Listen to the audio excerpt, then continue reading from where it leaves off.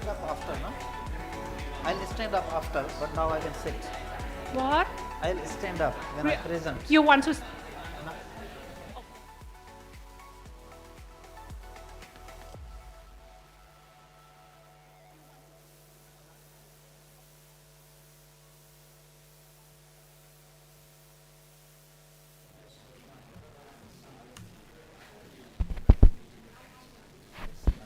We will start now. Can I invite everyone to sit?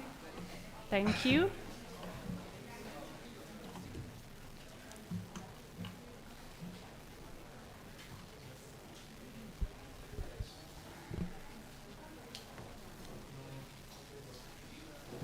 We will start shortly.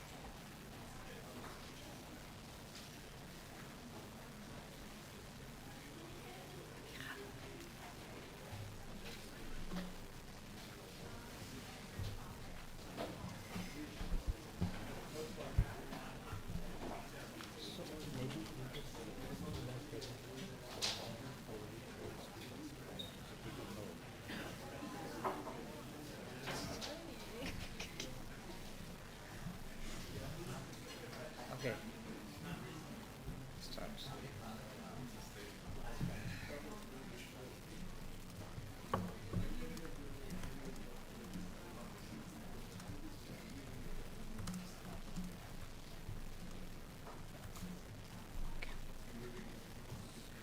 Good afternoon, everyone.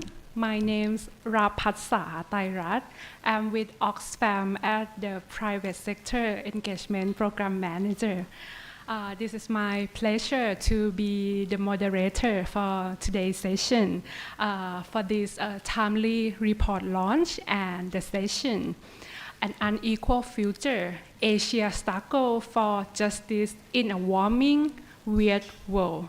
This session is organized by Oxfam International and the Fight Inequality Alliance. Let me briefly introduce Oxfam. We are a global movement of people who fight injustice for a more equal world. We are working across the region or in over 70 countries with thousands of partners and allies toward a just and sustainable world. Here in Asia, Oxfam partner with community, civil society organization, and engage with companies, private sector, and government to advance human rights protection, fair economies, and inclusive sustainable development. Through this work, we see both the promise and paradox of Asia, a region that's full of talent, innovation, growth, yet we also see that the opportunity remain deeply uneven. These divides are not inevitable. They are the result of policy choices and the power imbalances that can and must be changed. And I think that's exactly why we are here today and have this discussion and the report work weird world, right? This will capture this issue of inequality, and more importantly, we will also hear the ways forward on how Asia can be fairer, more inclusive, and have sustainable future. To share the finding and highlight and also recommendation for this timely report, we will have our speaker, Mr. Mustafa Tapur, Advocacy and Campaign Lead at Oxfam, to present. And after that, we will have 4 expert panelists to share their reflection and also their experience and discuss how we can tackle this issue collectively. So I'm very pleased to invite Mr. Mustafa. The floor is yours. Thank you first. And thank you everybody for spending your afternoon with us here to hear some Not really interesting story about Asia. This is not the story that we would like to hear or tell, but this is the reality, of course. And so I'll just give you the three parts of my. Do we have the other mic? Disconnecting.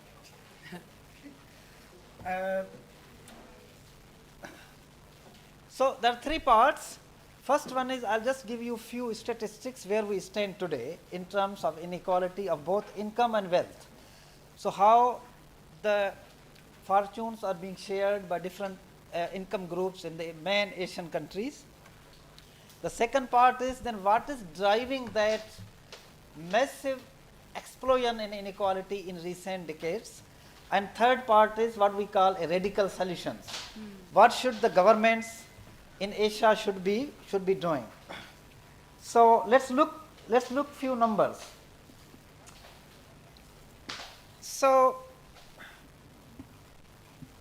we all know the story that is being told to us that economic growth in Asia is taking place. Economies are growing very fast. China, Indonesia, Malaysia, Thailand.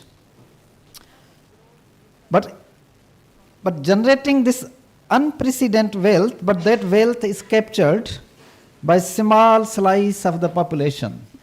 So the richest 10% of the people, we say if there are 100 people here, 70 to 80% wealth is taken by 10 out of that people, and then rest of the 90 of us is left with just 20% of the income that's generated. So there is a prosperity, but that's hoarded. It's not shared equally. It's the same region, we are same people, even Southeast Asia is more connected than South Asia, but the realities are different for different people. So as I already mentioned, the poorest 50% of the major Asian economies or the countries are just taking 12 to 15% of the national wealth, and the rest is taken by the top 10%. And interestingly, if you see, out of that 10%, the top 1% is taking almost 30%, or the one-third, little less than one-third of the national income in the major economies. And that divide or disparity is 7 to 1 with the 1% and the bottom and the poorest 50% of the people. This story is not told. The only story that we hear about economic growth. I don't think you can see this, but this is very interesting that I wanted to share here. There are few countries that are growing very fast in Asia, but they are highly unequal. Starting from China, so this is a difference between 2000 and 2023. So in 23 years, the red bar shows the 2023 and the blue bar shows 2000 data. So if you see the pre-tax national income of top 1%, when you see the red bar crossing the blue bar, means in 20 years, rather decreasing the share of top 1%, it has increased. And you see the countries, China, India, Korea, Indonesia. These are the main countries who are fast growing in Asia, but they are having highly unequal distribution of the income. And almost in the next graph, you'll see these are the same countries where the income of bottom 50% or poorest 50% people's income is reducing. So it's a battle for the equal future in Asia. So this is the same graph that's describing the difference. So if you see China, in last 23 years, China's 50% poor population has lost their income share in the national income 4%, in India 6%, in Indonesia 6%, in Korea 4%. So rather poor people, as we committed in 2015 for Millennium Development Goals to reduce the gap between rich and poor, But as countries becoming richer, their poor people are becoming poorer. So they are not helping them. And these are the same countries where you see the top 1% is gaining. You see China's top 1% income share is up 5%, India's 7%, and similarly Korea also 9%. So that was income distribution or the share of income. Now you see the wealth. Wealth is more unequal than the income. I won't go into the detail as I quickly want to move to take to you ASEAN. But the people, sometimes countries take it as a proud that there are more people becoming billionaire. No? So I was just thinking last night, if you become healthy person and you are tall, but your inside system is not working. So your liver is not functioning, your kidneys are failed. So these countries show themselves with a billionaire's richness, but inside the society there is fragmentation and the people are fighting back. Now we have seen these 4 countries, but since 2015 to 25, in just 10 years, the number of billionaires has gone up tremendously. If you see China from 213 to 450. So these are people who own more than $1 billion wealth or assets. And that number in India has gone from 19 to 250. If we see Thailand, where we are, it's almost doubled in 10 years, 16 to 30, 12 to 25. Almost in all the countries, Indonesia 18 to 33. And so it's not only number, their wealth has also grown, exploded. So if you see total wealth, it was 1.5 to 2 trillion US, that has almost doubled in last 10 years of these tiny rich people. So this is the story of ASEAN. If you see 10 ASEAN countries, Brunei is not here. Brunei's information was not available. And this is again 23 years information. If you see the income share of top 10%, 1%, and poorest 50%, the countries that look better here is Cambodia. They have reduced the income share of top 10%, top 1%, and increased the share of income of bottom 50%. And then there are some other countries with little change, but Cambodia is a significant.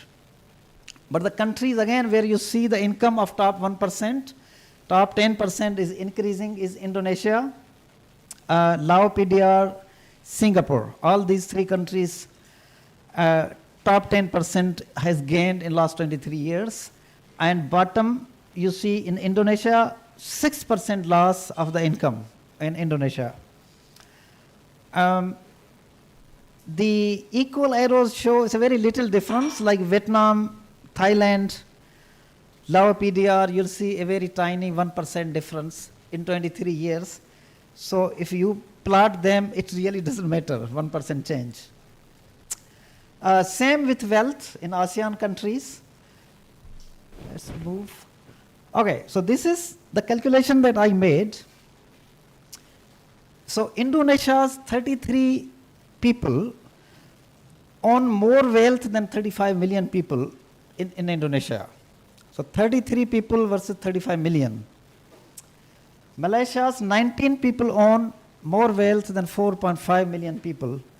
So this is, I just made this for ASEAN. So because there's an ASEAN meeting next week in Malaysia. So we wanted to focus on the ASEAN countries, that how they have been doing economically while having a good economic growth. Thailand, 25 people, a billionaire, having more wealth than 12.5 million people, Thai people. So this is similar to Vietnam, 5 people, even less number, 5 billionaires, more wealth than 3.3 million people. And the same rich people, it's not only wealth issue, they are also the bigger carbon emitters. Today we launched another report globally that has a global figures, but here we just brought in the Asian numbers. So this is share of carbon emission per capita by income group. So if you see in Southeast Asia, the blue is Southeast Asia, the bottom 50%, you can hardly plot them on the graph, how much they emit. But if you see the top 1% on the right and top 0.1%, their carbon emission is high.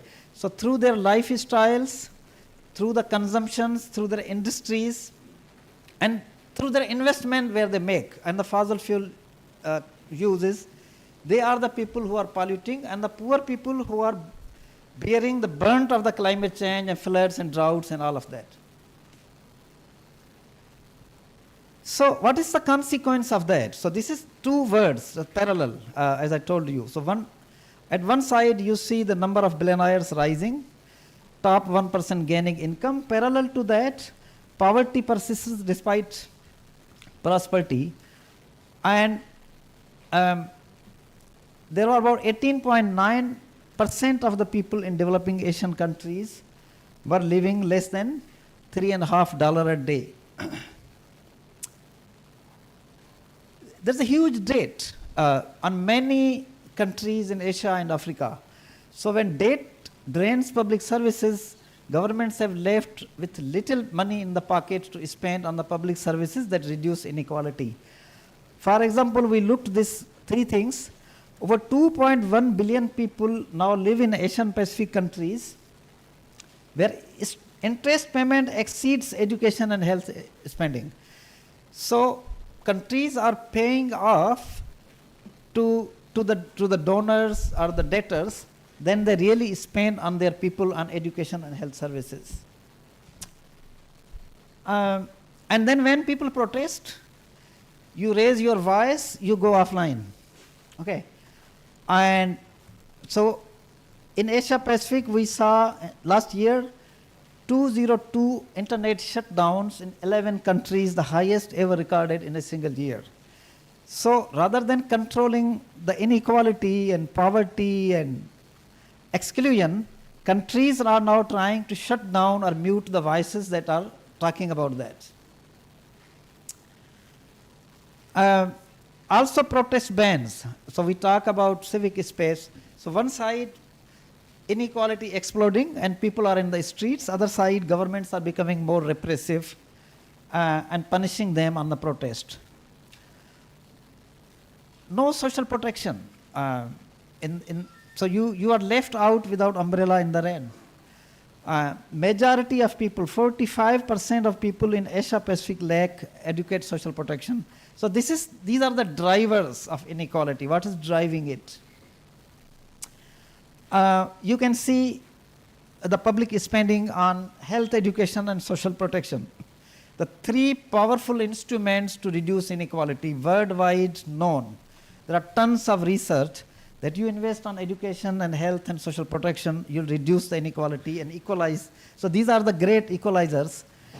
I just put this line 5%, and if you see, many countries are spending lower than 5% on education and health, except social protection. Some countries, Japan, Mongolia.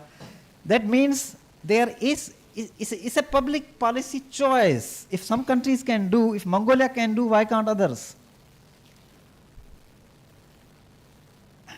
So there are just few examples, positive stories that could be replicated and extended in many countries. So for example, Korea implemented now corporate tax with rates from 10 to 24%. China, Japan, Malaysia are also trying to enhance their anti-tax avoidance measures and system. Mongolia's flagship child money program, that's a universal grant covering child under 18. And Mongolia has a highest social protection spending over 80% of their budget. Thailand's universal health coverage, we quoted it many times, there are Thai colleague here. It's now almost universal. it's helping Thai poor. Vietnam has implemented comprehensive education for all agenda, featuring targeted subsidies of poor, marginalized ethnic communities. Timor-Leste has petroleum revenue to fund their basic social protection program. Philippines has enacted college, university education and expanded conditional cash grants. So these are just few examples that we picked in, but these are not enough to reduce the level of inequality and poverty that we see in Asia. So what are we proposing?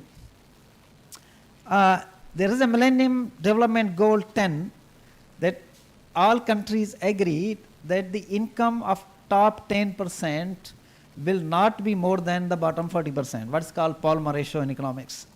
So that is not happening as I show you the graphs.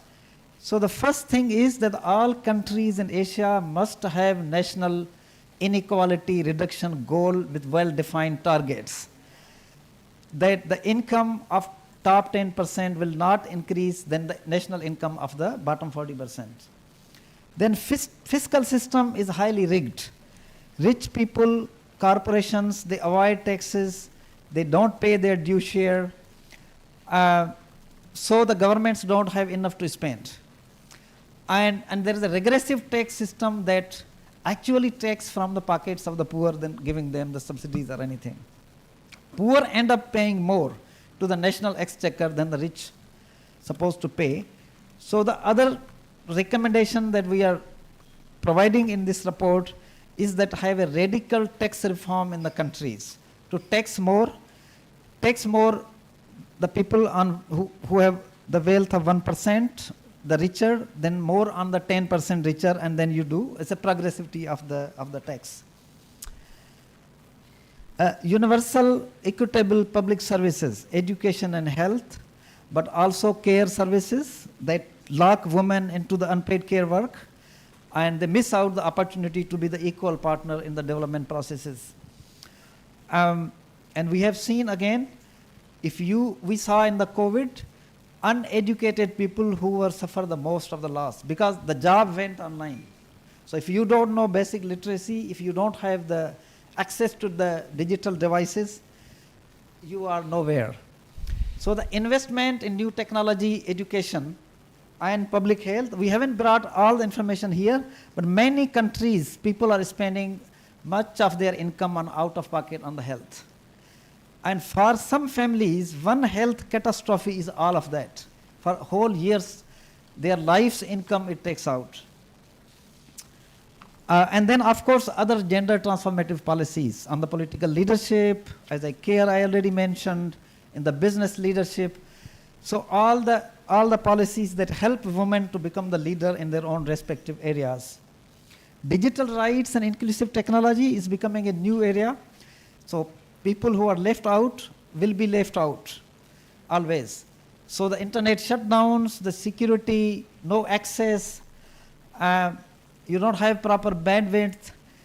So again, the rich people who have the best knowledge, the technology, the equipment and all of that, they will, so that inequality will remain always there. Hence, the governments need a radical reform to bridge that technology gap as well. And at the end, of course, climate justice and climate fair. I think other colleagues and Amitabh will talk on that. I'm not going to that. But these were just few thoughts and data and information to think through that this is not the story of Asia that we should be telling to our children. This is very bad story if we tell. So we have to do something together. Thank you very much. Thank you. Thank you so much, Mr. Mustafa, for capturing so well the insight of the report, and also for you to remind us both the seriousness of the challenge of the inequality, the impact it gives to the world in terms of climate change, digital right, and also the pathway forward, or what you call radical solution, right? Or blueprint for equality. So at the reception, you can have take the book back home so that you can read the report in full detail afterward. And if anyone have question on this presentation, so please hold them until the end, okay? So now I would like to invite the panelists to share, to reflect on what they hear from the report, and also share their experience and perspective on the issue and how we can strengthen and work on this blueprint for equality. But since this is the book launch, please, I would like to invite all of you to stand in the front first, and then we will distribute the book.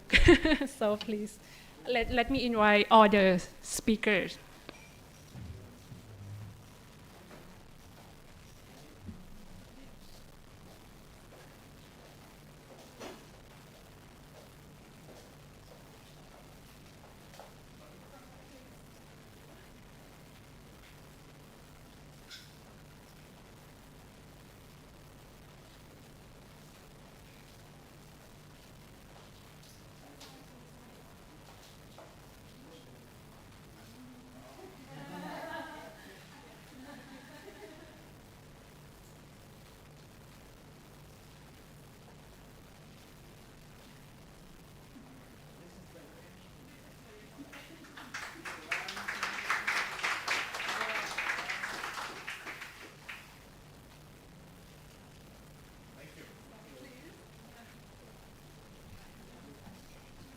Let me invite all the speakers to sit.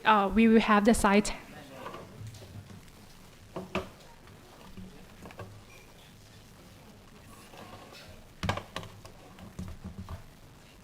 Please,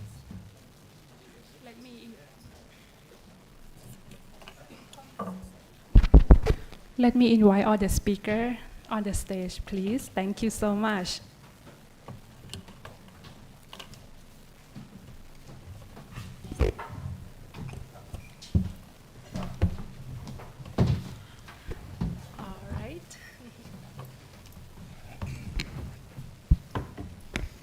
So everyone is all set? Okay, let me introduce the panelists. So for the first panelist, Ms. Sarini Ashawanantakul. She is a Thai writer, economist, financial academic known for her expertise in sustainable finance and corporate governance. Kun Sarini is the Executive Director of South Forest, Thailand First Sustainable Business Accelerator, supporting company and investor commit to social and environmental impact. Actually, she probably need no introduction from me because many of us in Thailand might have seen her almost every day now in the news and in the media for her thoughtful writing and activism.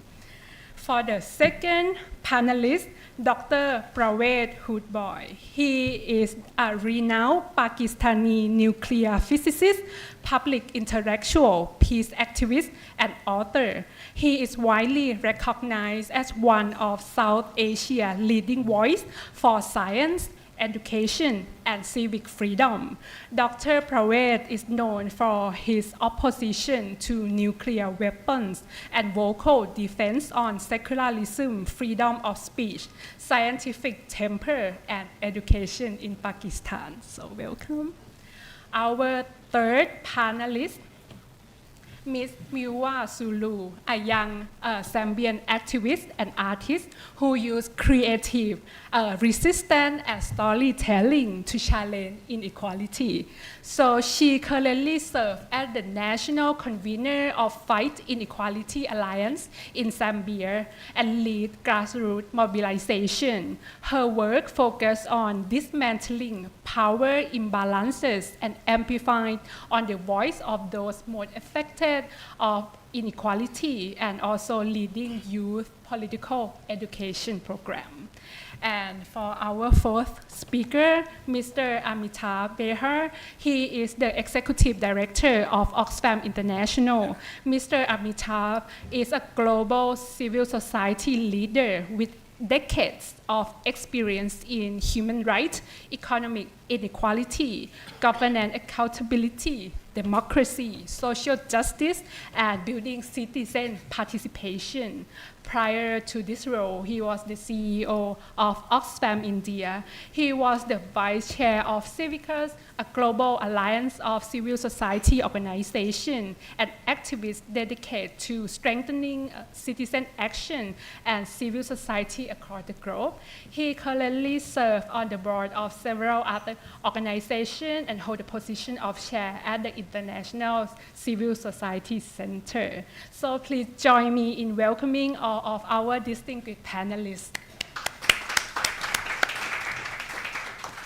Thank you so much. Thank you all for being with us here today for this timely and important discussion.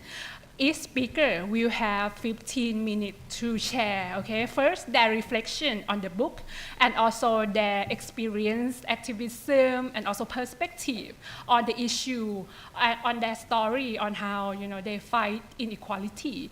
I will also have some guiding questions, but you do not need to limit yourself onto it.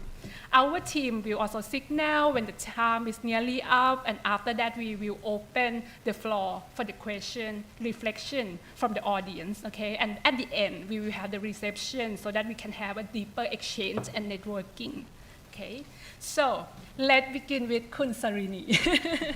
Actually, Kun Sarini and I have been working together for many years now, right? On corporate accountability, supply chain.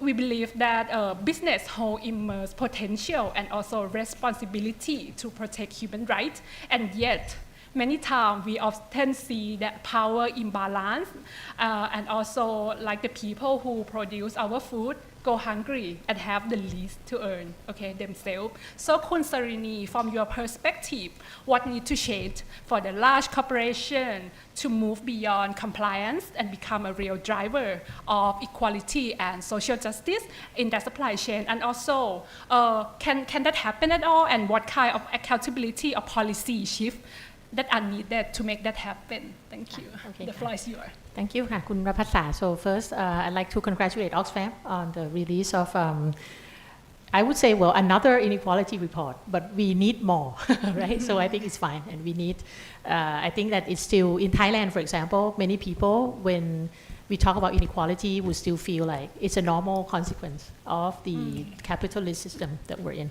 And so I think it's still a struggle in Thailand just to make people see why extreme inequality is disruptive and is not even good for the economy. So I think that's a challenge. So I just have a few reflections on the report first. So I actually, when Mustafa said that in ASEAN, right, you say the share of top 1% and top 10 in Cambodia was falling, I immediately thought maybe the scammers are moving to Thailand. Yeah, sorry. So it's been a bit of a joke, but this is sort of my current preoccupation at the moment, looking at, I don't know, we call it gray money, dirty money. Thailand is apparently one of the hubs now for scam centers in Indochina. And this is a thorny problem because it's also connected with elite capture, and we now see some evidence that some big companies could be involved as well. So I think that's kind of compounding this. So it's not just inequality from the regular economic system that we contend with. It's also inequality from the shadow or the illegal economy, right? That makes it worse. I also would like to point out I think very interesting for me is in the report, it mentions the nexus or the connection between inequality and climate change or climate crisis. And in fact, I come as representative of South Forest, but also last year I set up a subsidiary called CFNT, Climate Finance Network Thailand, to work specifically on climate finance research. And so we are very heartened to see that one of the conclusions in this report is that climate adaptation is very important, but it's still lacking. And that's what we need to really focus on, because I think the policies and even the interests of companies and governments has been much more on mitigation than adaptation, even though adaptation is what is needed to help bridge the inequality, right? Because the most vulnerable people are the ones that will be most affected by climate change. And whereas mitigation, if you don't consider the inequality aspects, could actually, mitigation efforts could exacerbate inequality. So for example, when you raise carbon taxes, it could be a regressive tax because the poor people could consume high carbon products as a greater share of their consumption. So I think that it's great to put forward that we need to focus much more on adaptation efforts and funding. I think in the report there's a number of adaptation being about 8% of total finance, climate finance. This is similar to the findings from CF&T. So if anyone is interested, please go to our CF&T website. We launched a tool called Climate Finance Landscape in Thailand. It's called, the nickname for that is Climate Finance Tracker. We basically try to find all the information we can on mitigation finance activities and adaptation finance activities in Thailand, and then put together in a chart. And then we found that in Thailand, adaptation is still less than 10% of total financing. So I think that's we're a long way to go. And I think that so those are my two main, I guess, observations from the report. Other than the general trend that inequality is worsening in general, which shouldn't surprise us here in Thailand. I'd just like to share maybe three observations maybe or reflections. The first one is the business case for reducing inequality. Is there such a thing? Can we actually build a compelling argument for why businesses, especially big business, have to play a role in reducing inequality? What is in it for them, right? To speak sort of the business lingo. So here in Thailand, I think maybe the beginning of the opportunity. For example, we're now approaching what we call the extreme aging society, where basically over 1/5 of the population is aging population. And so that shrinking kind of workforce means we have to be much more perceptive and tolerant of migrant workers from neighboring countries. We have to be much more receptive on the lifestyles of workers that are changing. Like in Thailand, there's a rising gig economy of freelancers who are, I think interestingly also, I noticed that some freelance or gig workers, like for example, people who are riders for delivery services like Lineman and Grab, they actually join forces now in a kind of informal labor unions. And they're actually quite vocal and quite active. And some of these groups are even possibly more active than some traditional labor unions.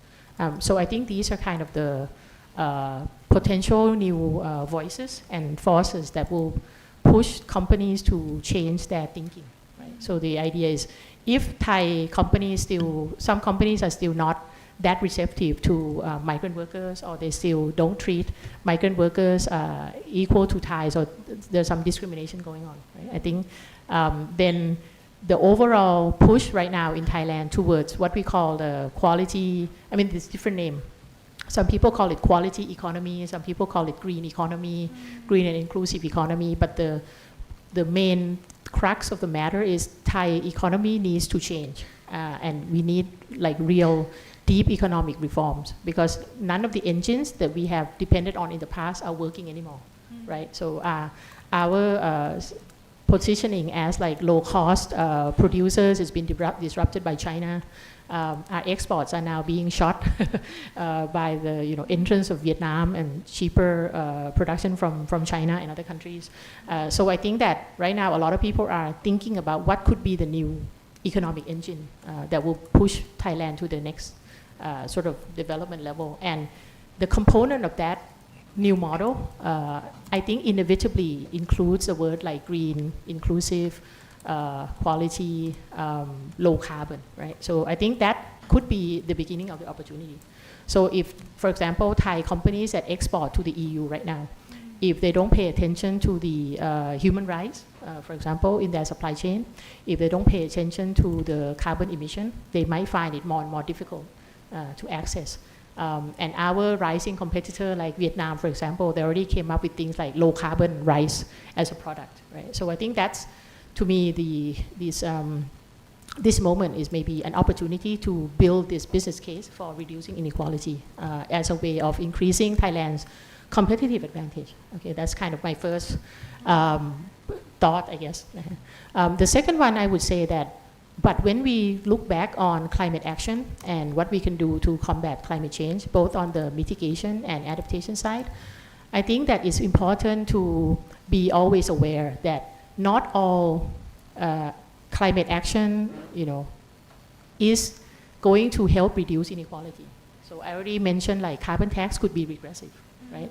And we need to really think very carefully about how to incorporate climate justice in all the measures. So for example, energy transition cannot just be energy transition, but it has to be a just energy transition. So a good example in Thailand is that we are now undergoing a very, I would say, tumultuous year for power sector, because in Thailand it's still a very archaic enhanced single buyer system where the state authority decides how much electricity to produce and what mix of fuel. And so it's driven by this thing called Power Development Plan, which after the new government came to power is already been scrapped. And then even the committee they appointed to draft this already also scrapped. And so it's a lot less transparent now what they're doing with Power Development Plan. But the concern is that if we don't focus on things like decentralized electricity, we don't think about energy democracy, the potential for renewable, some forms of renewable like wind and especially solar to be very widely distributed, given the right amount of investments in grid, system capacity and smart grids, for example. If we don't pay attention to those things, then there's a risk that the same incumbents, so the same big business in fossil would capture the renewable pie. So there would just be like, the situation would be similar to before, where Thai people cannot be prosumers, we cannot easily put up solar on the roof of our houses. We still have to rely on big solar farms run by big companies that used to produce fossil but now change to renewable. So I think that just talking about energy transition without looking at the ownership structure and energy governance is not enough to guarantee just transition in a way that reduces inequality. So we need to, every time we think about this, we need to think about how to empower people better and put power in people's hands. And so the last point I want to make is basically I agree with the recommendations in the Oxfam report, especially on the tax. I think that we need to really focus on wealth-based tax, and that could apply to carbon tax as well. So for example, there's a very good report, came out, very similar timeline, made by the World Inequality Lab. It's called the Climate Inequality Report. And in that, there's a very interesting statistics that basically the richest 1% of the world, they own, so they emit 14% based on consumption emissions.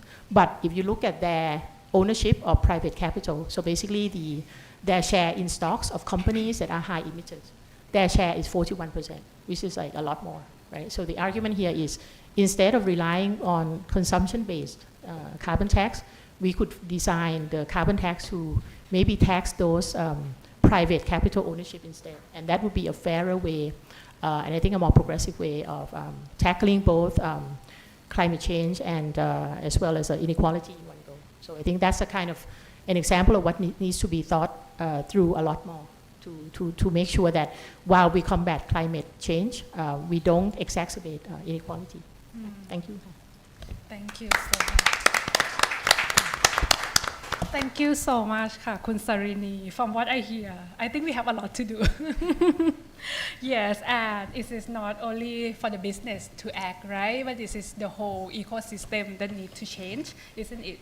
And I also hear about the deep economic reform that you also highlight. I think it's very crucial, and also we need to think about this new economic engine, right?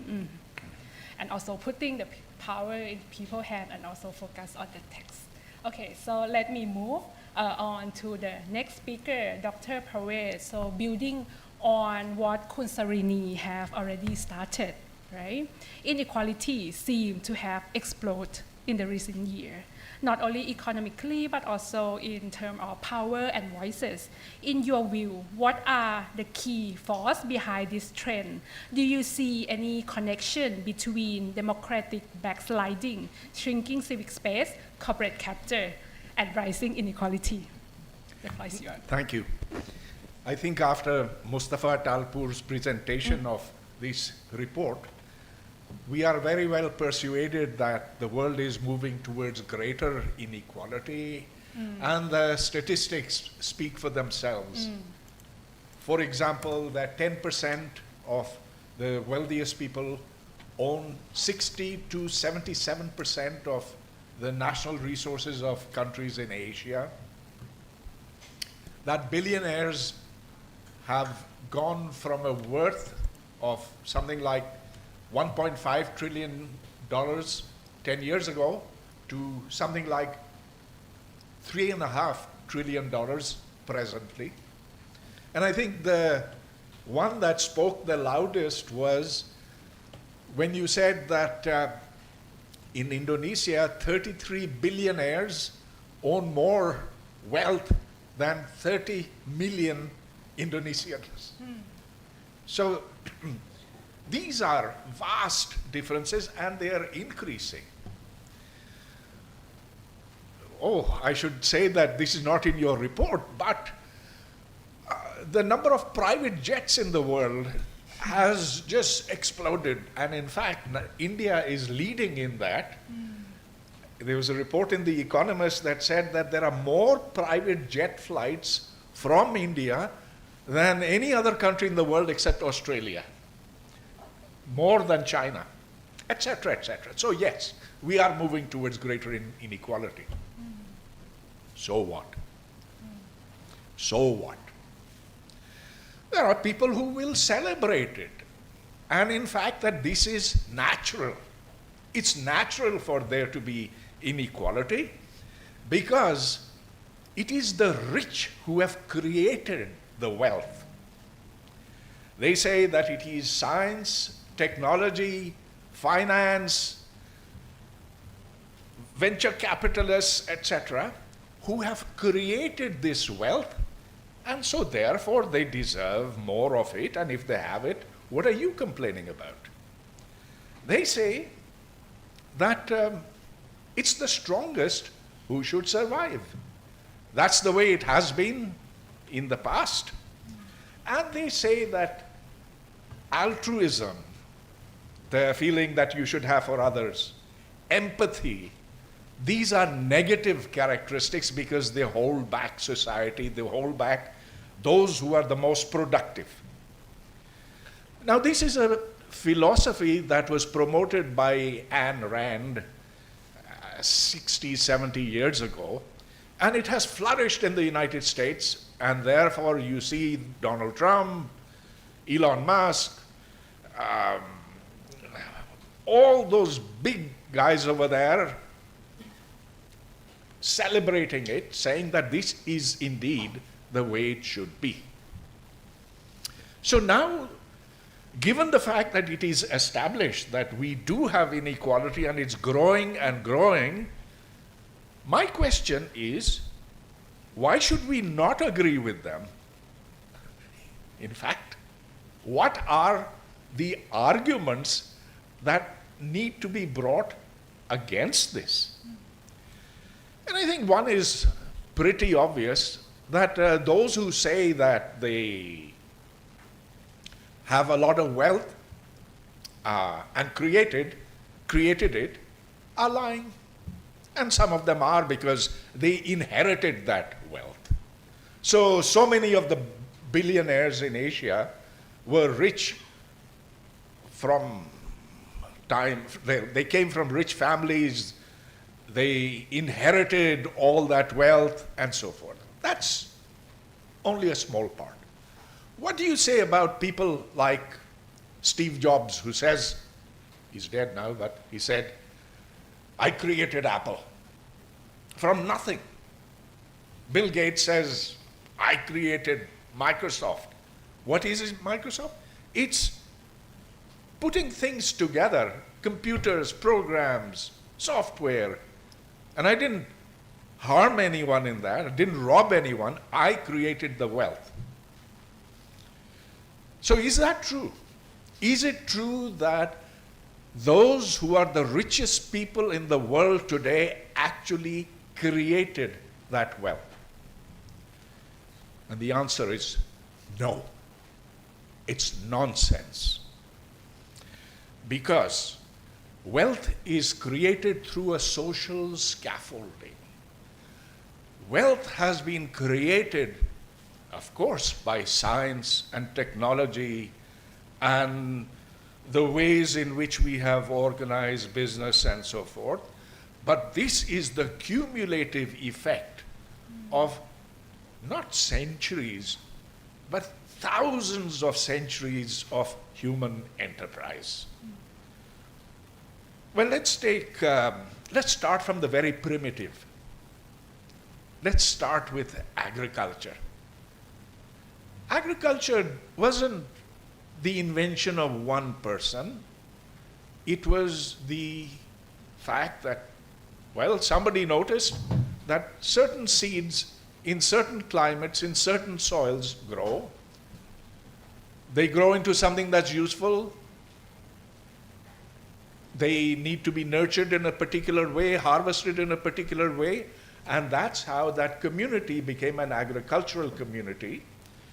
And so after we got through the hunter-gatherer stage, then agriculture made that big revolution, and it wasn't one person who did it. It wasn't one community. It was pretty much most of the people who were living on the planet at that time. Let's take the more modern example. Let's take computers or the mobile phones that you own. Well, is it Apple? Is it Samsung? Is it their owners who have created that? No, because just think about what goes into your mobile phone. Well, at the heart of it is a chip. That chip has got billions of transistors. Those transistors were created as a product of the human mind, not by the people who presently enjoy the profits, but they were the creation of scientists of that time. Yeah, but it wasn't just the scientists of that time, it was all that technology which had so many diverse beginnings. It needed metallurgy, it needed chemistry, it needed people who dug those materials out of the ground, but above all it needed that knowledge of quantum mechanics, which made possible the invention of the transistor. Okay, then you say, well, should we then celebrate the inventors of quantum mechanics, people like Schrödinger and Heisenberg and so forth? Well, good, celebrate them, but they didn't start physics. They learned physics from their predecessors who were in the hundreds, in the thousands, and they weren't just from the 20th century or the 19th century. They go back to the foundations of mathematics, of physics that go into the ancient Babylonians, into the great Hindu mathematicians of 4,000 years ago. They go to the Chinese who had invented ways of solving cubic equations, and then to the Muslims who invented the idea of algorithm and so forth. And so when you look at it, it's this enormous scaffolding which holds up the creation of any product which today earns billions, maybe trillions, for those who are at the head of affairs. So when they say that we have the right to be rich, say bullshit. It is humanity which made you rich.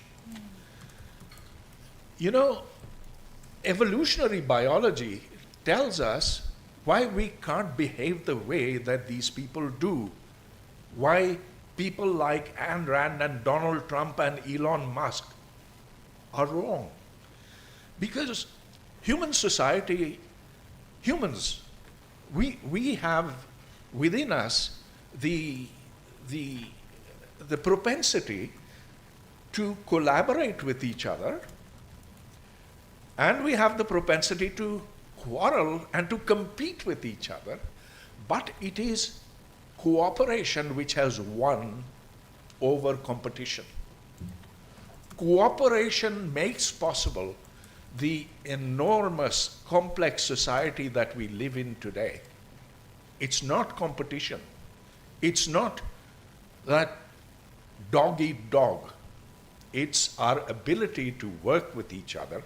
And therefore, this is the most important thing about humankind, our ability to learn to live with each other and to benefit each other. And so I'm just going to end over here saying that, well, how do you do that? How do you get to a more just world? And there was a time when I think many, well, I was young and many were younger, and we thought that revolution was the way.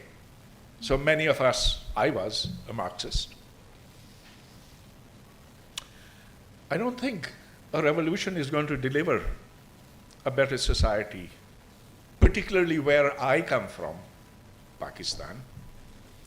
Because there I know what kind of a revolution it will be. It will be a religion that will give us the Taliban. Instead, and this I think is universal for Asia, for most countries, all countries in the world, I can't think of an exception, that what we need is a government democratically elected that taxes progressively, looks at ways of protecting society. It's one that gives equal position to men and women, extremely important because they're 50% of humankind.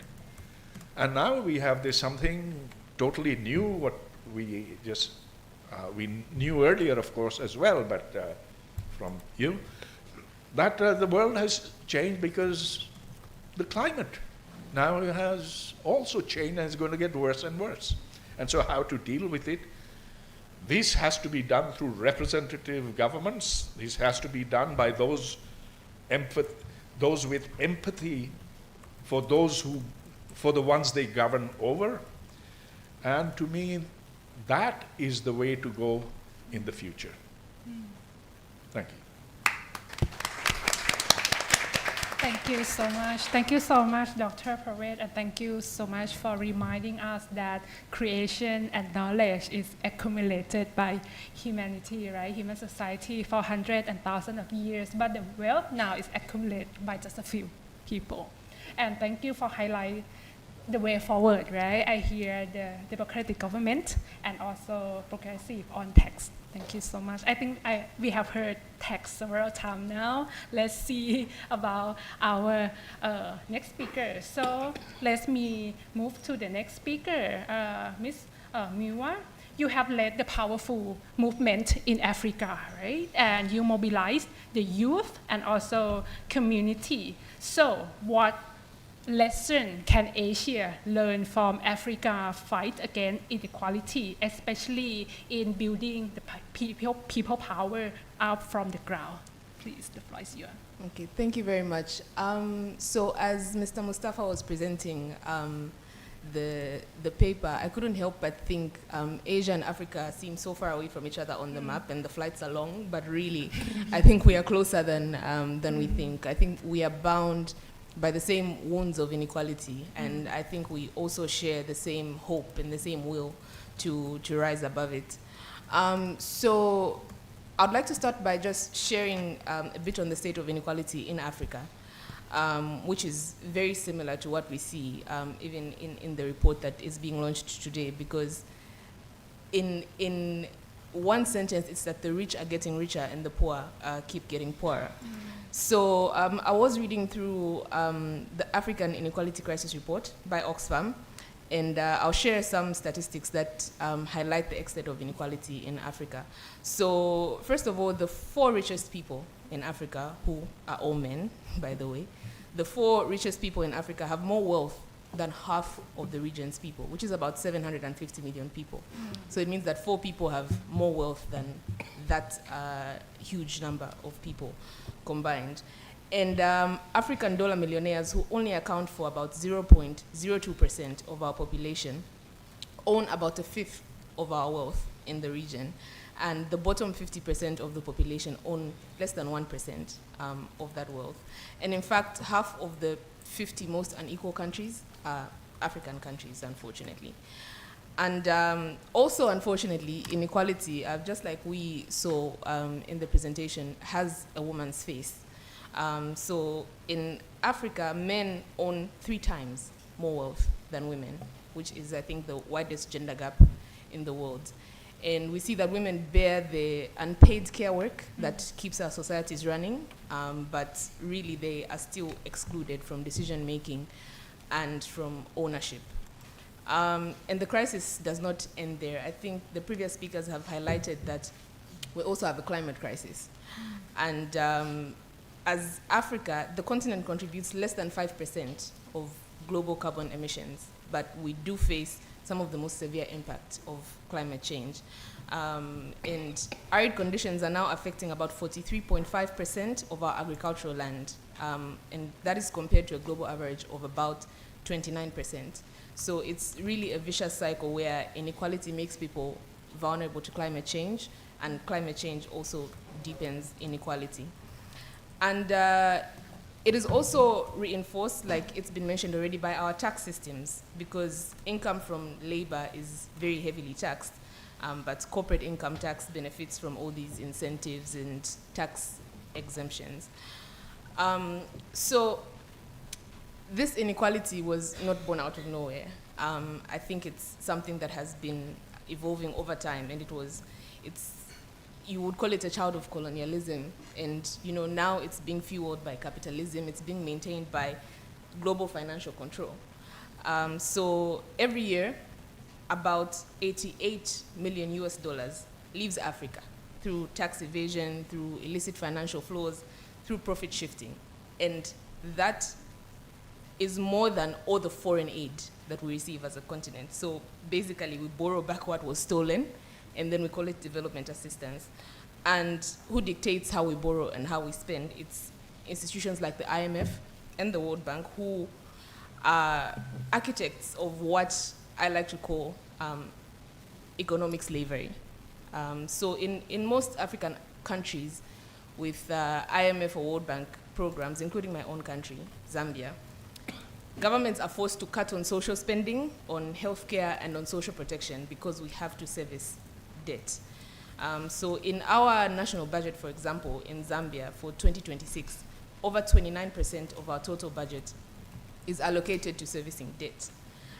In Kenya, for example, their debt has reached almost 68% of their GDP, and they currently spend more money servicing the debt than they do on healthcare, on education, and on social protection combined.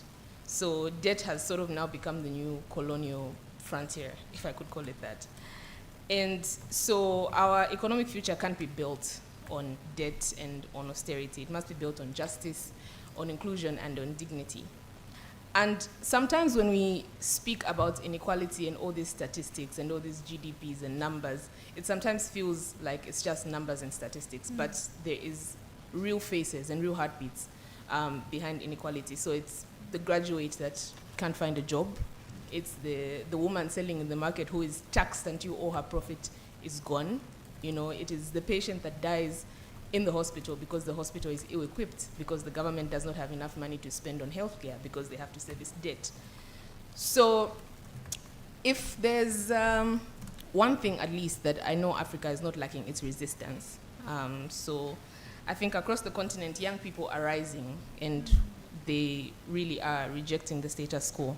So I think as young people, we are done being polite about injustice, because we've realized that no one is coming to save us, so we have to save ourselves. So we are marching, we are mobilizing, we are creating, and we are imagining systems that work for us, work for the majority, and not just for the 1%. So as the Fight Inequality Alliance, I work with the Fight Inequality Alliance in Zambia, and we use art, we use protest, we use creative resistance to fight inequality. So in Zambia, we are constantly working around issues of debt justice, issues of the IMF and austerity. In other countries as well, like Kenya, they are also doing similar work around debt justice, around an end to IMF and World Bank austerity. We're also working with protest movements, such as the Fix It movement in Zambia, to demand public service accountability, because in Zambia, for example, we now have an energy crisis. So on a really good day, you get about maybe 6-7 hours of electricity, and on bad days, you go 2-3 days with no electricity. So we are doing a lot of work around that, because even within the energy crisis, there is so much inequality within it. So in other countries like Zimbabwe as well, FIA is mobilizing citizens to demand tax justice, to demand fair public debt policies, to fight for healthcare and reliable water access, and also equitable resource governance. And also I'd like to highlight that this November, activists will gather at the People's Summit in Johannesburg, where we are going to imagine and demand alternatives to our current economic systems. So the summit will demonstrate what a world that works for the 99% could look like, and why the fight against inequality must continue. So we need governments that are brave enough to tax the rich. We've talked about taxation and our tax systems a lot. So we need governments that are brave enough to tax the rich and to protect the poor and to invest in people over profits. And we need also citizens who are powerful enough to hold them accountable, because things like corruption thrive when there's silence. And I think heading towards some of, I think, the solutions in the fight against inequality, one of the things that I'm very passionate about is protecting the civic space and youth organizing. So a lot of the time in my country, my continent, and I think all across the world, I think Mr. Mustafa highlighted that things like protests are, frowned upon. You are arrested, you are abducted, and all of these things happen because you want to raise your voice in the fight against inequality. So we really need governments that protect the civic space and protect youth organizing, because without young people speaking out, without citizens speaking out, then it means that things like corruption are going to thrive, things like illicit financial flows are going to thrive. So we must really protect the civic space.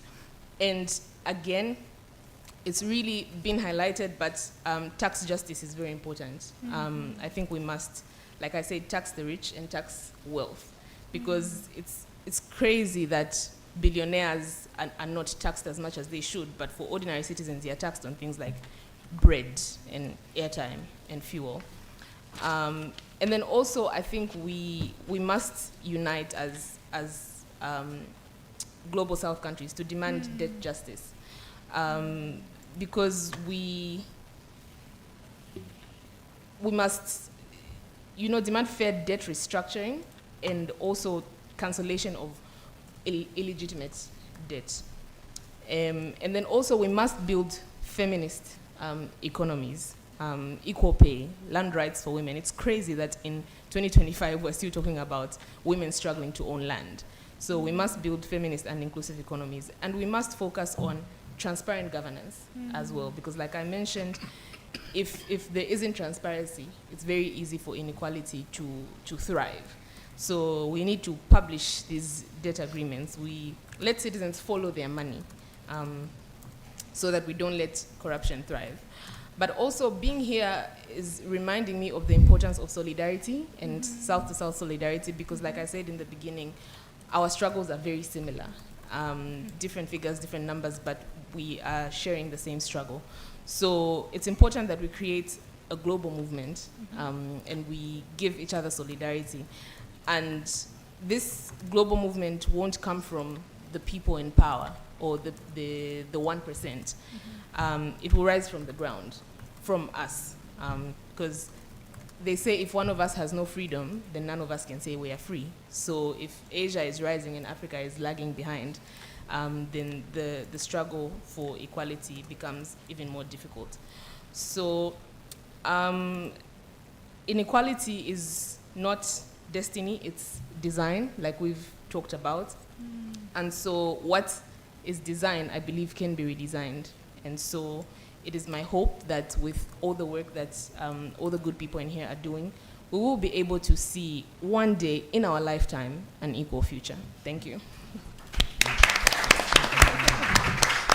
Thank you so much for your presentation and share about your fight and also activism, right? It's great to hear from the youth, and what you do is truly inspirational. I have heard you emphasize many times, right, that Asia and Africa, despite the long flight, we share a lot in common, right? Some similarity more than we might think, and you also emphasize on the South to South solidarity, right? That is needed, and also the global movement, and that would not come from the 1%. Thank you so much. Okay, so let me turn to our last speaker, but not the least, Mr. Amitabh, as the Executive Director of Oxfam International. You have been at the forefront of global effort to tackle inequality. From your perspective, what are the biggest change we need to see from both the government and also corporation to make the progress in closing this gap? What progress has been made so far? Can you also share a bit more about how Oxfam and partner fight against inequality? I know it's a lot of questions. You can choose to answer the way you like it. Please, the floor is yours. Thank you. Thank you to everybody for joining in. I'm really delighted that we have released this report. So it's a privilege for us to now have another report from Asia, another continent. So a big thank you from me to all my colleagues in Asia who have worked on this report. So please join me in thanking them and with the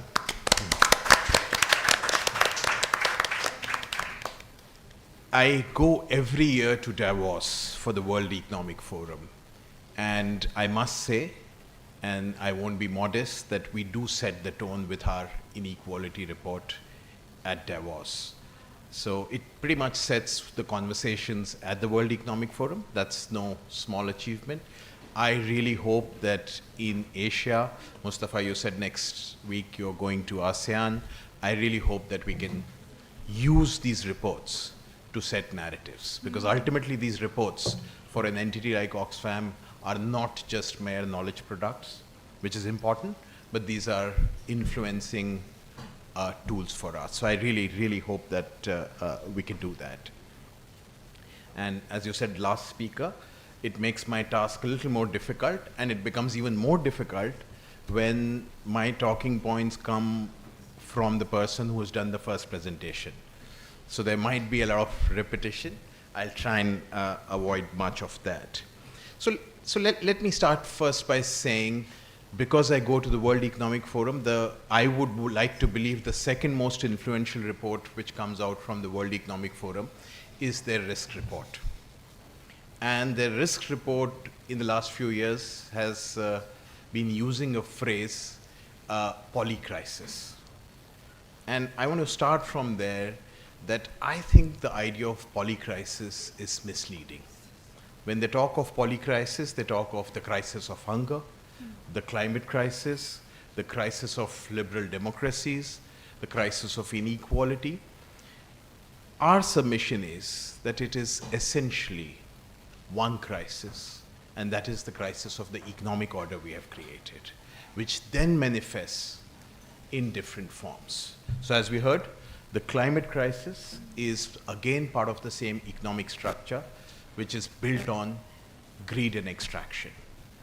Hunger is again a question of distribution.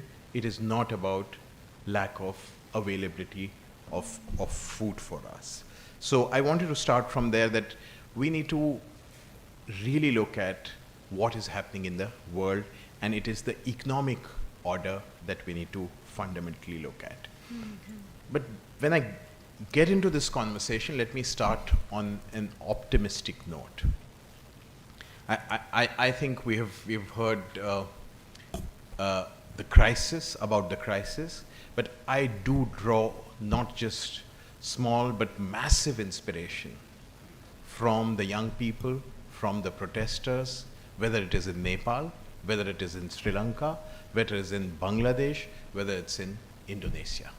You have actually seen, I come from India and I have seen around my country 3 countries having had to change their governments essentially because of people's power. So it's important to recognize, so it must happen within our lifetime, and there are people who are expressing anger. And this anger is against what?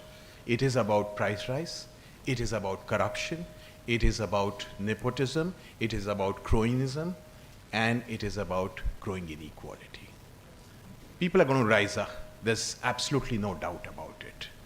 And in fact, I must, because we were talking about the IMF and the World Bank, IMF and World Bank, which pretty much are the architects of this economic system, leading to these obscene levels of inequalities, have now consistently in the last 3-4 years said, inequality is one of the biggest risks for the world.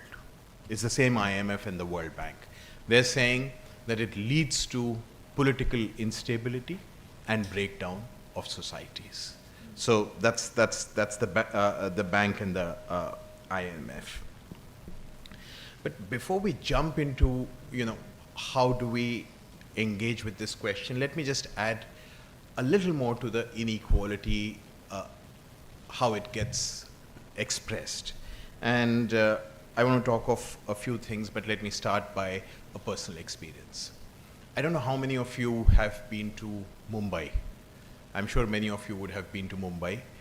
Very often, particularly people from international arenas, would have their meetings in what is called the fort area, where you have the Victoria Terminus, the Church Gate, and this is like probably a 45-minute drive from the airport to this area. Pretty much in the middle of this drive, you reach a multi-storied building, and this multi-storied building is the second most expensive house in the world. Second most expensive house. Other than the King of, I was going to say the Queen of England, it's the King of England's house. This is the most expensive. It's almost estimated to be $1 billion. It is owned by Ambani, the richest man in India. But what is important is that people who have seen Mumbai would know that just within, say, a couple of kilometers of vicinity of that house, there would be hundreds and thousands of people who will not have access to safe drinking water, who will not have access to sanitation. That's the kind of inequality that we are looking at. Just as a footnote, sadly, even aesthetically, that building is not beautiful. It's ugly to at least my eyes. But that's what we're looking at. We just heard about Africa. Just 4 people own more wealth than 50% of the entire African continent. So I hope we can get the figure for Asia also. Let's do that. It gets worse when you go to Latin America and Caribbean. It's just 2 persons, again, both men, who have more wealth than 50% of the entire lac. Just imagine the kind of levels of inequality that we have. Let me just talk of, post-COVID 3-4 things. The billionaires have doubled their wealth since COVID. And this is also the time when 60% of the global population, 60% of the global population actually became poorer. Billionaires doubling their wealth. Last year they added $3 trillion to their wealth, and you have 60% actually becoming poorer. But that's not it. It is, I hope we're all tracking the hunger numbers. The hunger numbers have actually grown. You have now, on the one hand, billionaires doubling their wealth. On the other hand, you have 735 million people in the world not getting 3 square meals a day. They sleep hungry. That's the level of inequality we have. Our report in 23 said that within a decade, and please, this data has to be seen in the context of hunger, people getting poorer. Within a decade, we will have 1 trillioner. With great difficulty, I have been able to add the zeros in billions. I still find the trillioner difficult. But 1 trillioner within a decade, this was our 24 report. The 25 report had to revise because the trend it's on fire for the billionaires. We will have now 5 trillionaires within a decade. That's what you're looking at, while on the other hand, the poorer get poorer. That's the reality of what we are looking at. But I think what is really critical is when I talked of the narrative of anger, people overthrowing regimes, I also want to say that this whole narrative that there's no alternative is unacceptable. And I'll talk of alternatives. We've talked of alternatives. There are alternatives and very, very tangible ways of fighting inequality. What we need is political will. We just heard the number for Asia in terms of debt reservicing. We are looking at, globally, if you look at the mid and low income countries, 90% of the countries actually have lower investments in education and health compared to debt servicing. That's what you're looking at. So essentially, we have created a system where we need to make this completely moral choice between, do you want more teachers? Do you want more nurses, doctors? Do you want daycare? Or do you want more billionaires? I think answer for pretty much the world is going to be obvious. But country after country, we are choosing billionaires and the super rich. So that's where we are. Let me just say that that's been said here, but again, and Mustafa said that, billionaires are a sign of policy failure. They're not to be celebrated. It is a sign of failed economies and failed politics. I think that's something we need to really, really underscore. And this inequality is not inevitable. It is a political choice. And it's the choice the political class is again and again making. I will not go into the details, as in we've talked about. It's the same story for climate. Our report last year said that 1%, top 1%, again in the economic bracket, are responsible for twice the emissions of the 50%. And this goes on. You can look at the underpaid and unpaid care work that women do, which is almost $13 trillion, which becomes the primary engine of our global economy. But they do not get recognition. So the inequalities, whether it's of gender, and there's a race dimension to it, it is not inevitable, and I can talk of very specific solutions. And they've been talked of, but given that we work on it, and you asked me specifically this question, I'm going to talk of 5 specific interventions. The first one, we've talked of taxing the super rich. I think it's, just imagine, I'm sure everybody knows Warren Buffett. He's one of the richest men in the world. He's on record saying that we have created an extraordinary odd system that my receptionist pays more taxes than me. Jeff Bezos pretty much paid an effective tax of nothing last year. That's the system. Have a look at Warren Buffett's statement. And this cannot continue. But the good news, because you're asking what are we doing, I think now we're getting greater traction on the question of taxes. We work very closely with a group called Patriotic Millionaires. These are millionaires and billionaires themselves, and they're constantly getting surveys done. And the surveys, public surveys, are telling us that most people are in favor of greater taxes. So it's a political choice that people need to make. And when we are talking of taxing the super wealthy, it is not just the super wealthy as individuals, it's corporate taxes, it's about tax evasion, it's about offshoring. So there's a whole range of actions. That's one.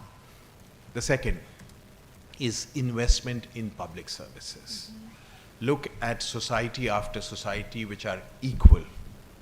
Norway, Finland, Sweden, they all have much higher investments in public services.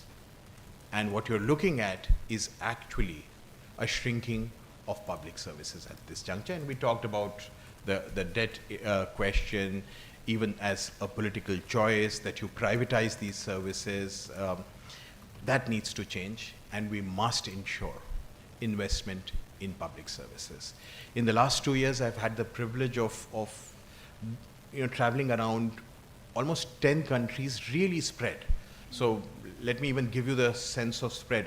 From Honduras, Colombia, to Burkina Faso, to Kenya, to South Sudan, to Jordan, to Nepal, to Manila. In all these, I hear the same story, that our public services are starving. Earlier, at least, there would be a public government hospital. We could go there. Now, you only have private providers. And this is a global story. This is unacceptable. This leads to further inequality, and we need to change that. The third, which we did not adequately talked of, is ensuring living wages. As in, now when you look at even all the industries, corporate houses, when they talk of living wages or at least minimum wages, it's very often within the boundaries of their industry. Whereas you know that the supply chain, the work is happening somewhere in the US, but the supply chain sits somewhere in a small district in Bangladesh. Are we ensuring living wages for each? I think that's again critical. Just to give you again one data, this is heart-wrenching and makes me certainly angry. Last year, all the profits, or this was the year before, the profits of the largest 10 corporations, 80% of that went to the shareholders. And that's the time when their own workers were not able to even match the inflation. And you have this massive profits being given to shareholders. And just let me remind you, who are the shareholders? It's not the common public. The top 1% owns almost 43 or 44% of the global share. So pretty much money goes back to the same 1% in one way or another. The fourth, I think we have talked a lot about it, is the whole question of the debt crisis. I would really go much further and really say debt cancellation is critical. This year's report, please have a look at our annual inequality report. I'm particularly bringing it up because we focus this year on modern day colonialism. Every hour, $30 million go from the countries in the South, from the governments in the South. Every hour, $30 million goes to creditors in the North, who largely, private creditors, largely sitting in London and New York. This is continued colonialism. And so, the data that you gave is so important, particularly for the development community. We still live in this almost a fool's paradise, that Africa is dependent on aid. It's a net contributor to the global economy. It's not receiving, it's actually contributing. Whereas everybody seems to believe that, Africa, what will happen to Africa if US aid goes away? So that's the fourth big one. And the fifth is the whole global financial architecture needs to change. And this I've heard now from government after government, who say, particularly in the South, that just the cost of credit is so enormous that they end up losing money. So this, and then you have the rating agencies, which essentially again favor the northern market. So that's the financial architecture that needs to change. But I just wanted to end, as I said, there is momentum now. We have been working very hard to get at least the question of inequality and taxation on the center stage. I'm really happy to report that there's a UN tax convention now. It was extremely difficult, but we have a UN tax convention which is looking at the question of taxation around corporations. We, in G20 in Brazil, we were able to get a very clear political statement saying that there's a need to tax the super rich and fight inequality. Just happy to again report that we are working with the South African government. The G20 is going to happen in just a few weeks from now, and they have created a commission under the well-known economist Stiglitz, again to fight inequality. So there's growing traction around this. There's some countries which are coming together, and I really hope that we can push the agenda forward. But let me just end by saying that this is not just about us and our current realities. This is also about our future. This is really about our future. What we are seeing, as in I've talked about inequality, but we are now very clear and we are seeing evidence that we are moving from inequality to oligarchies. You're really looking at now democracies are getting hollowed out. We are seeing that country after country. And what could be a worse example or a better example in terms of to prove the point that you have the richest man working with a billionaire president to change the policies of the world. Good that their bromance is over. There were personalities that they couldn't have continued, but it is frightening that you have the richest man sitting with the most powerful man saying, let's see how the world needs to be designed. This is about our future. This is about our democracies. So we need to act now. And we must do what we have heard from here, collectively work with the common people on the street, because it's really that people's power which can ensure an equal future. Thank you. Thank you so much, Mr. Amitabh, for highlighting the issue so well and also share the progress and end with the future. Okay, and we must act. Okay, so thank you all the panelists very much to share your thought and also experience. There is a lot to take in, right, and reflect upon. And I think it's very clear, right, from the four panelists that this is a very alarming issue. We need to look into the economic order, the system, and also find alternative and the model to tackle the issue at its root cause, right? And this issue is all linked to other issues from climate change, and gender, digital is all linked. And it will also need a collective effort, right, to tackle this issue at the root cause. And yeah, so this is, it's very alarming, and I think now it's time to open the floor for the question, reflection from the floor. I think we are short on time, so maybe we get like 3 to 4 question, cluster of questions, and then the speaker can respond. So the mic is there. So it would be great if you can introduce yourself, your organization, and then ask the question. Anyone would like to? Okay, please. Thank you, Marwan Makanmak of Nikkei Asia.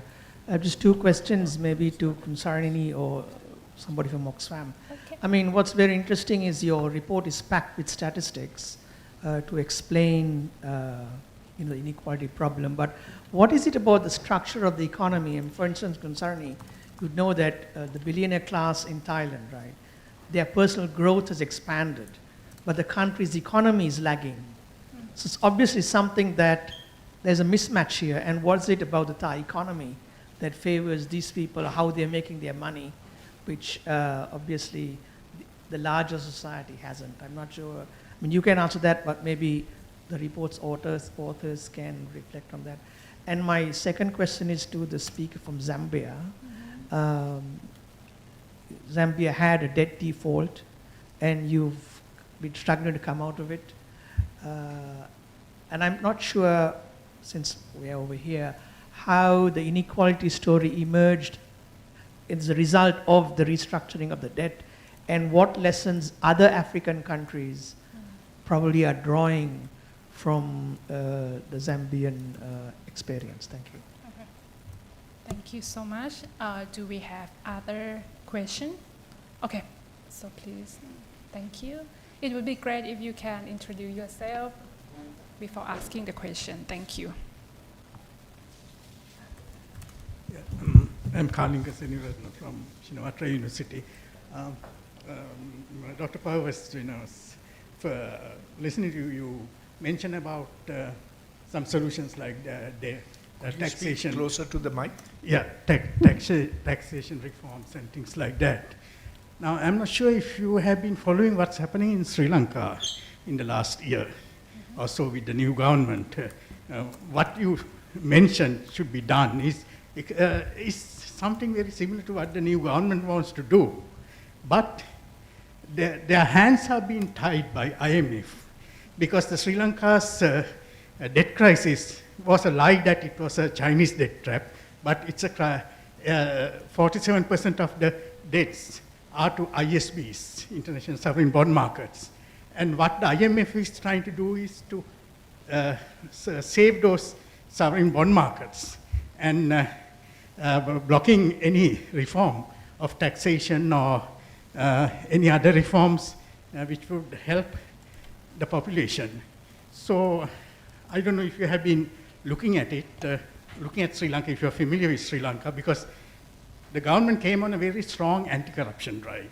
And that's what the people want, and 90% of the MPs were voted out. And they have brought in new MPs, which includes about 12 doctors, 20 professors, and 24 women. First-time MPs with no corruption record. But this cannot be done with organizations like IMF trying to stifle these governments. And also to Behar, I would like to see Oxfam doing a report, a country report on Sri Lanka about the experience, probably give them another year. And this would be a very good study to see because what you're talking about is what Sri Lanka, the current government wants to do. But their hands have been tied by so many players in the international arena. Thank you. Anyone? Yes, please.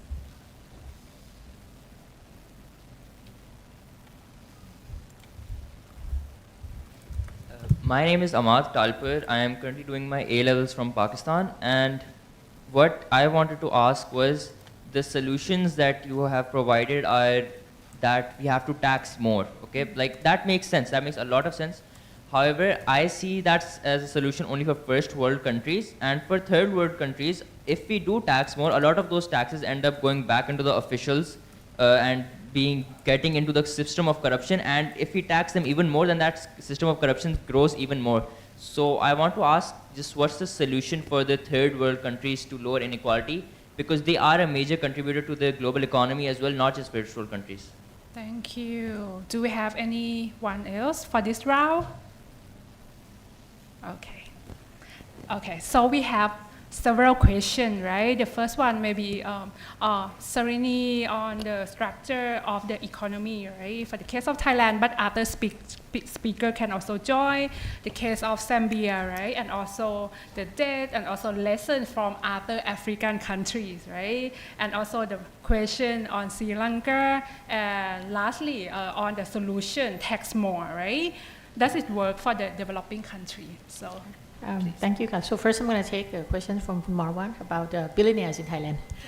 So I would agree with the characterization that we are now in the age of oligarchy. There are clear oligarchs in Thailand. And so there's a strong perception now that we are letting big, powerful billionaires capture a bigger slice of the pie that is growing slowly, right? So I think this is kind of the perception.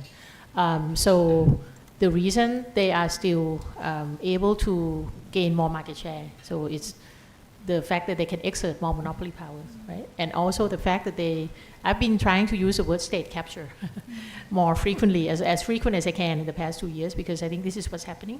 Some big businesses not only capture some government agencies, but also the so-called independent regulators that are set up, because a lot of the decisions that the regulators made have made no sense. For example, allowing the mergers that intensify, market shares to happen, and things like that. So I would say that this is one avenue. So basically, in economic terms, this is a way to get bad economic rent. If you can capture government, if you can capture regulators to basically give you more monopoly powers and including useful policies, right? So for example, the power development plan I alluded to earlier that is now being scrapped and nobody knows what's going on. The draft as of last year actually would grant more capacity to gas-fired power plants. And we can see right away in the plan who would benefit from those new power plants. And that's just an example. So I think this is where we are in Thailand. So the situation would be a lot better if the democratic governance works, right? And people have a voice. But unfortunately, this is where we are in Thailand. I would be hesitant to pronounce judgment on the IMF and ILO. I'm sure their record is different in different countries. In the case of, in most cases, they're out to reduce public subsidies, and that's not a good thing.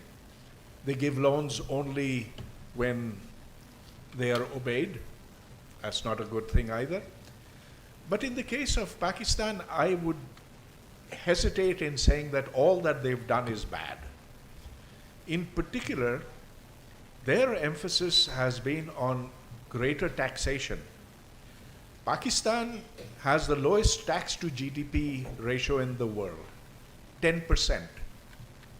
And that actually comes because of a lack of public trust. So the question that this young man asked, that, hey, why should we pay taxes? Because it's all going to go into corruption. It's the bureaucrats who are going to get rich. It's the rulers who are going to skim off it and fly off their savings to some capital in the West. So the IMF over in Pakistan, I say I don't know anything about other countries, but what they have done is they've insisted on transparency in as many parts of the government that they can get hold of. They can't obviously do anything about defense because that's the province of the army. They can't do anything about nuclear weapons, etc. But they do say that, for example, the money that you receive for climate effects mitigation, that's got to be out there and for everybody to be able to see. So I think this is, as Amitabh was saying, this is progress.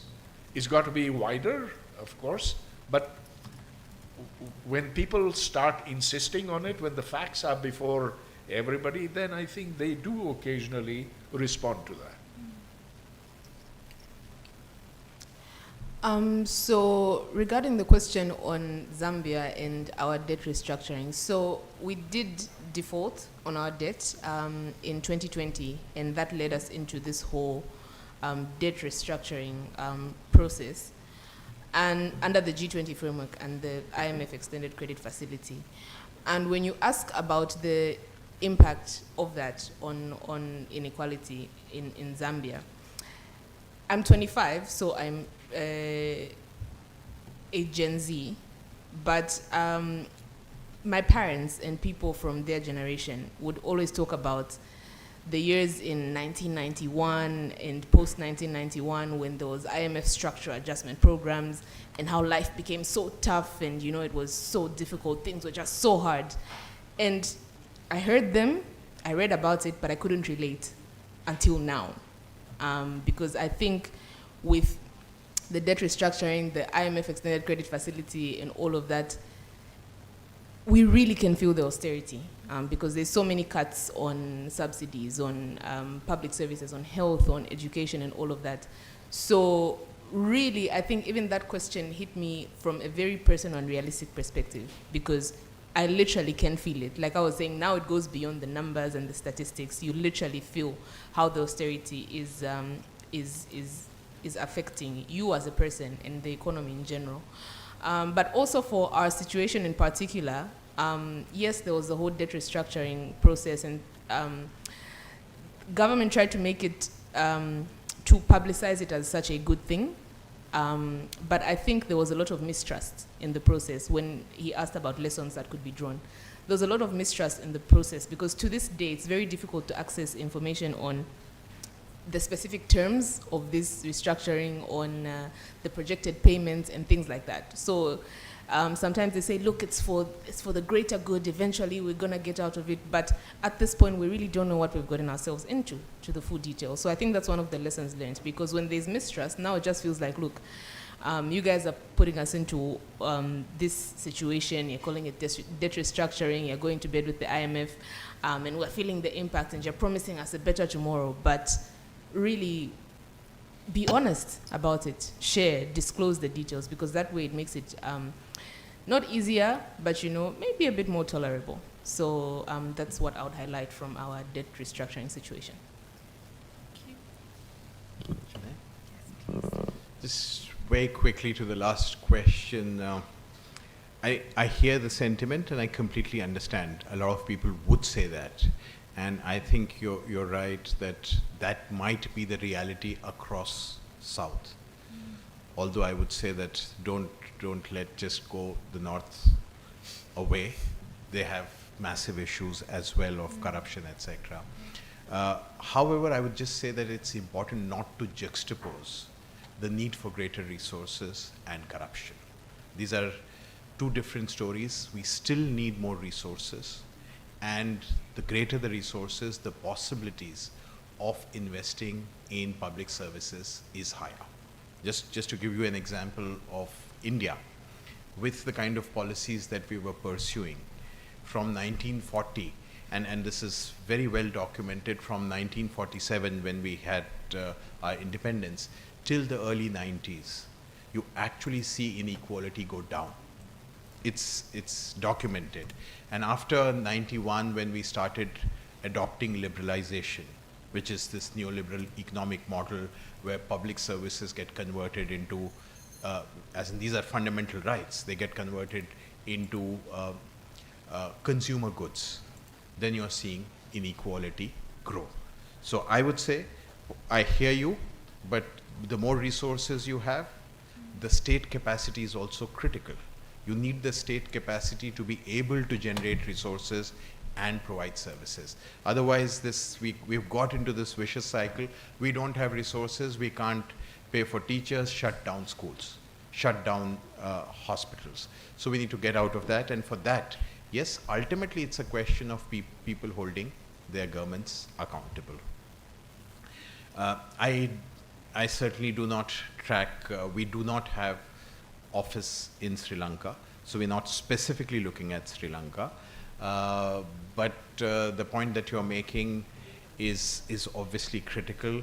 I would be very happy if you have contacts to connect with those colleagues there, people who are working on these issues, including the government colleagues, to see how we can globally build greater traction even within IMF to ensure that some of these measures can be taken. And there are possibilities of doing that. But let me just, on this conversation around IMF, I think it's an important conversation for us here. The structural adjustment programs that we have seen, which have often led to privatization of public services. So I agree that they have asked for greater transparency, but they have essentially pushed a model which is about putting in money with such severe conditionalities that the local governments have felt almost crippled in terms of this operating space. And that's resulted in the debt crisis that we are seeing at this juncture. So I think we need to have a more robust conversation on the role of IMF. And that's not the focus, but I would really urge us to engage with the idea of IMF and World Bank. How have they changed? They are the ones who have really pushed that there's no alternative in terms of ideas. So the ideas of distributive justice. I noted very, very carefully when you said I was a Marxist. So I don't know, but I do not hesitate in saying I continue to be a socialist in my thinking, and Marxism is what's given me my academic understanding of how to look at the world. Okay, Yes. I should say I'm a socialist but not a Marxist. That's by the way. But you know, I hesitate to be totally against the IMF, because let's look at the issue of fiscal responsibility. The government of Pakistan was taking loans from wherever it could get, irrespective of whether it would be able to pay off even the debts. And so here is where the IMF comes in and says, hey, you've got to cut down your spending, you've got to stop taking loans which go above a certain level. And that then was something the government couldn't get out of. It had to get the stamp of IMF approval before it could take more loans from anywhere. So sometimes sinners repent. And I hope that they have repented. Sorry, I'll just Yes, take one. it's As in, totality. I take this point as in, but we have to see this in the larger context of the global economy that we have created, continuing colonialism, where IMF is essentially an agent of ensuring that these colonial structures continue. So this extraction continues, but let's... I won't disagree with you on that. Yeah. Thank you. Thank you so much. Thank you so much.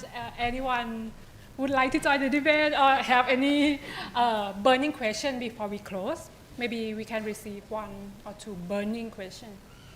We will have opportunity during the reception to talk with the speaker and also networking. So before we close, I would like to invite each of the panelists for one closing remark or reflection. We talk a lot about the issue, how alarming it is, and also the solution, right? So I would like to end with the positive note or actionable note.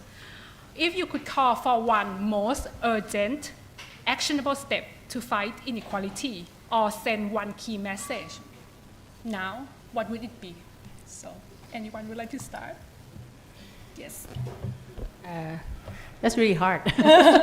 But I think that at least for Thailand, I think that we need more, of the 1% to understand that they're part of the society and to stand for the 99%, essentially. I think this would be a good start for Thailand. Thank you. Empower the United Nations, give it teeth so that it can resolve world conflicts and take us a step towards peace. Mine would lean towards grassroots mobilization, which is what I do, because I sometimes feel like these conversations are had by intellectuals and people who understand these things. And sometimes when it comes to accountability, when it comes to accountability, you need everyone involved, even the people who are experiencing the digital divide, who don't have access to the information that we have access to. They really should feel part of the conversation. That way it's people power, for real, not just power of a few. So that is what I would say. I would just do +1 to this. That it is really, the more I see, I'm convinced that this top 1% is not going to voluntarily give up power. This is about mobilizing the 99%, building people's power, and ensuring that we build a more just, accountable system. Thank you. Thank you so much. Thank you all panelists and also Mr. Mustafa for the presentation. Thank you all for the insightful, inspiring reflection. And thank you everyone for your time today. Let's continue to work together to ensure that Asia future is not unequal, but fair, inclusive, and just for all. we have some souvenirs for the speakers. So let me invite Ms. Nipatta Kwaman to give the souvenir to our speaker. This souvenir is made from one of our partners we worked with many years ago. They called Wanita. Wanita is a group from by women who are part of the people affected by the unrest in the deep south of Thailand. Wanita collect and sell handmade goods crafted by local women. The goal is to open up the market opportunity, providing the training, the skill, and in turn leads to more economic empowerment program in the deep south of Thailand. So I would like to invite our speaker in the front, and yes.